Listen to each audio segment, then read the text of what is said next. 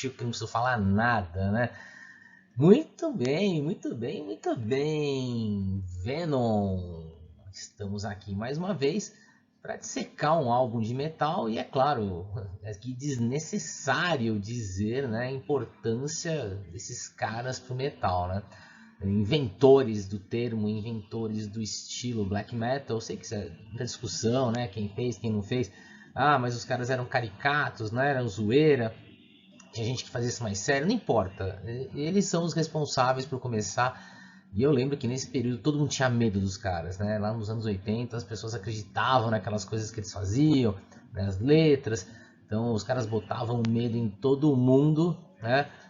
Mesmo que estavam levando na zoeira ou não, não importa, né? O Venom tem seu mérito.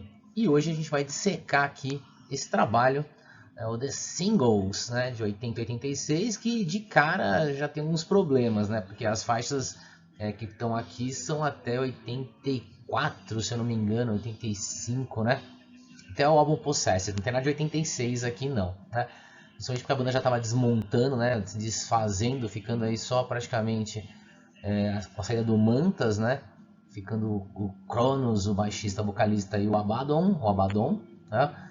Mas enfim, a gente vai falar desse álbum, dessa coletânea lançada inicialmente em 86, mas que chegou aqui, né, no formato CD em 92.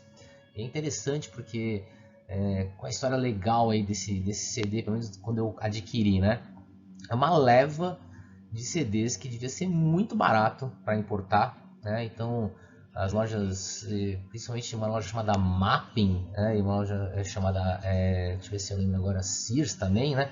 Eram lojas de grande departamento, já estão extintas, tá? Elas adquiriram, acho que um container com um monte de CD de várias bandas da Inglaterra, dessa Castle Communication, acho que os caras queriam espalhar pelo mundo, né? Deve ter pago barato, mas aqui no Brasil eles vendiam o preço de um CD nacional normal, novo, né?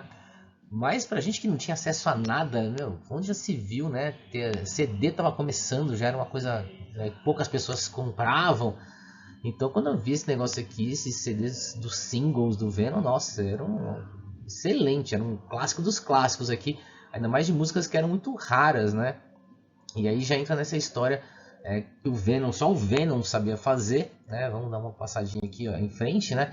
Nas 12 faixas, só eles sabiam fazer isso, né? Eles lançavam músicas que só tinham nesse single, você tinha que comprar o single, gravar o single, porque elas não apareciam nos discos normais. Normalmente um single tem uma faixa que é a faixa de trabalho e uma coisa ao vivo, uma música ao vivo não é tão importante, né? O Venom não.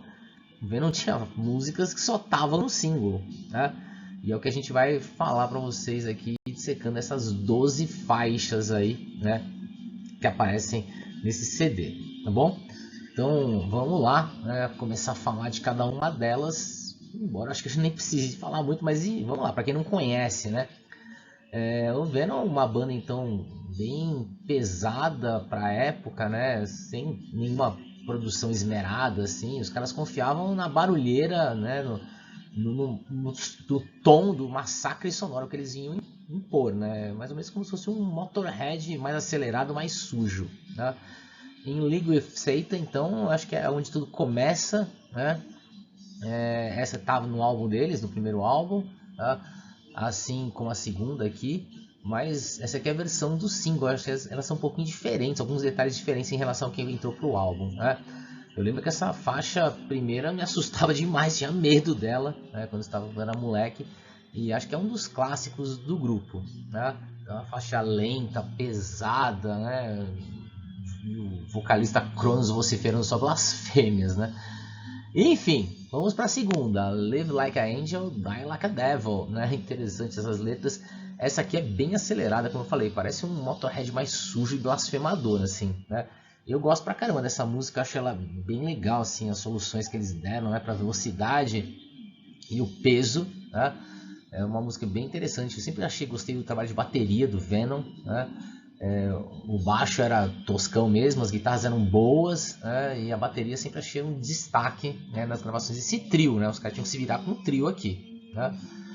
Seguindo, vamos para aquelas faixas então, que começam a ser meio que exclusivas, né, dos singles. Bloodlust, né, muito rápida, né? Bem criativa mesmo, bem legal essa faixa. Um dos singles que é muito raro você achar, né?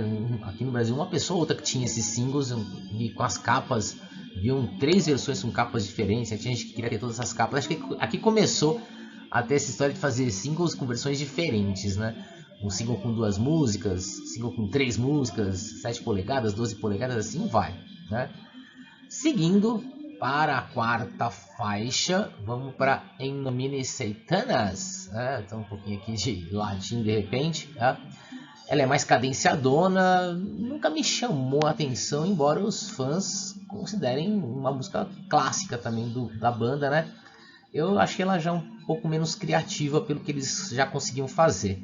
Então essa aqui é uma faixa que pra mim é legal, claro, né? Escutava muito isso aqui, mas nunca me chamou a atenção, né? De ter que, escutar de novo, escutar de novo. Como a seguinte, né? Die Hard, nossa, rapidíssima, fantástica, é impossível não cantar o refrão junto, aquelas que a gente voltava e escutava várias vezes, né? Colocava sempre de abertura em fita cassete. Era impossível ter isso aqui, só quem tinha muita grana mesmo para ter os singles do Venom. E essa Die Hard aqui, eu lembro que era uma daquelas que você... Nossa, que porrada, né? Como ela era fantástica, a gente escutava. Ainda hoje, considero uma das melhores músicas da banda aí. É um clássico, né? Então, estamos chegando na metade aí do álbum. E a sexta faixa, né? É uma que tem um nome bem interessante, né? Acid Queen, né? Sempre achei esse nome fantástico, assim. E esse single também era um single que todo mundo queria sair no braço para ter esse single, que é a gravação, quem conseguia a gravação dessa faixa essa de Queen, tá? Então ela vai na mesma pegada da anterior, tá? O refrão não é tão bom assim, né? Mas eu lembro justamente isso, né? Como ele não conseguia te fazer, te obrigar a ir atrás de todas essas faixas diferentes que estavam fora do disco, né? E o SD Queen era um single justamente assim, que eu acabei comprando esse single depois de um tempo, consegui achar, né, por um certo valor que dava para pagar, e acabei comprando o single 12 polegadas do SD Queen, que talvez tenha a capa menos bonita, né, mas consegui esse single aqui na minha coleção. Qualquer dia eu posso fazer uma resenha dele, né, se vocês quiserem, só deixar um comentário aí, né?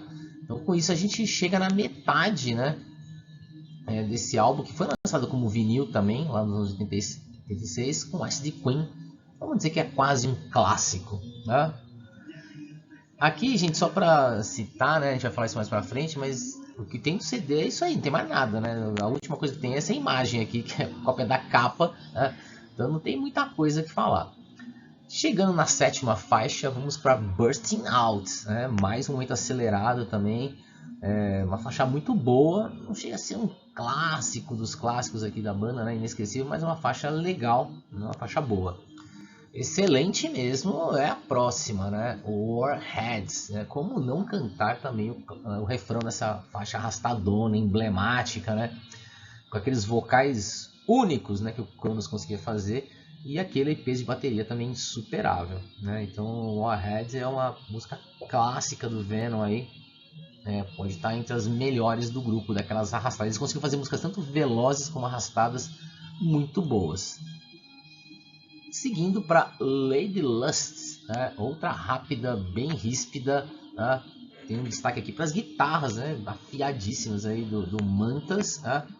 Mas também não vou considerar como se fosse um clássico obrigatório em show, não tem nada disso, né? Uma faixa ótima, né? Que vale a pena ser conhecida. Chegamos agora sim, né? Seven Gates of Hell, virou até nome de disco dos caras aí, talvez seja um dos maiores clássicos deles, né? Ela é tocada num formato bem simples, né?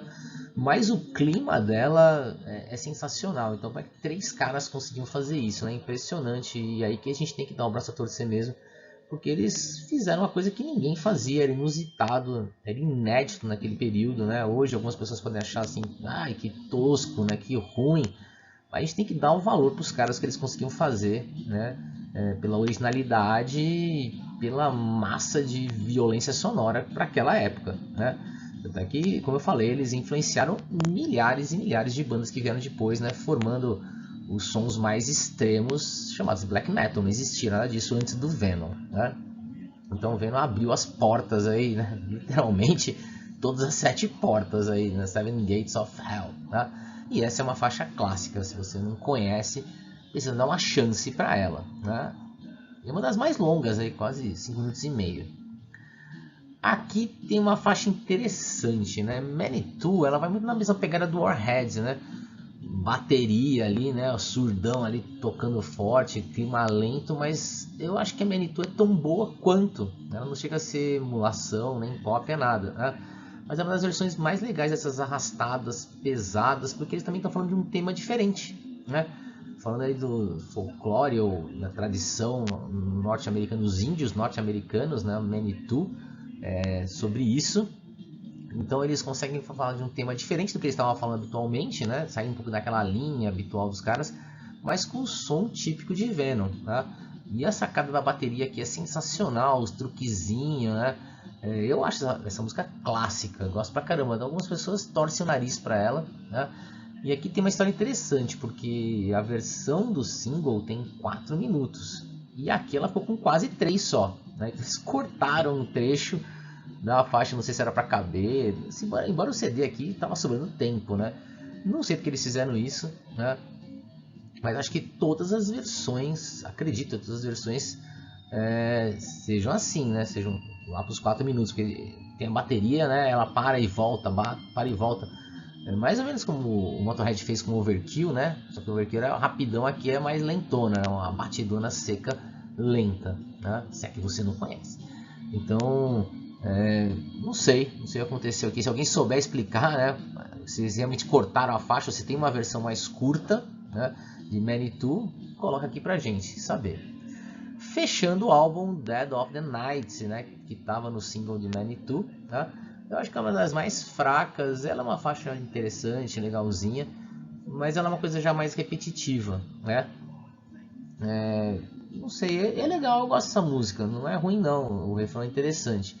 Mas perto das outras, ela acaba não se destacando. Vou dizer que é uma faixa ótima, tá?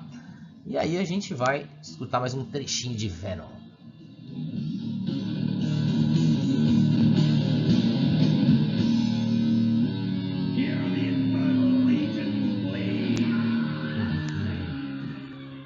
Legal, né? Essa parte que eles às vezes dão uma falada, para um clima tétrico. O Venom sabia fazer isso muito bem.